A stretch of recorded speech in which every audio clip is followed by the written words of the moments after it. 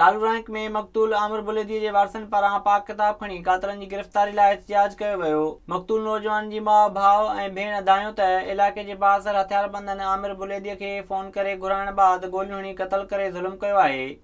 मुझे भाउ खे नंढड़े खे घुराए हितां मोबाइल ते 10:03 ते हिन असद घुराए त अचो असांजो कमु जी गाॾी वठी ॾे, हितां घुराए गाॾी जो मेंहुं करे उते हुनखे भाकुर पाए 3 ॼणा कोठी में लिकिया वेठा। जीअं ई निकिता माउ करंदा मुंहिंजे भाउ 17 सालनि हाणे खे मारे ऐं हुनखे फिटी करे इसलाए हलिया विया। वो मारियो चांडन मारे बा खाकन मारियो खाकन जे पुट ने ओगा न खाकन जे असद इन्हनि मारियो असांजा कतल इन्हनि कया हन चांडा असांजा दुश्मन ज़ाती असांजा दुश्मन चारई डोही इन मुंहिंजा हिन क़ुरान ते मुंहिंजा ॿई पुट उन्हनि पुठान पठान बि मुंहिंजो आमिर पुट बि उन्हनि पुठान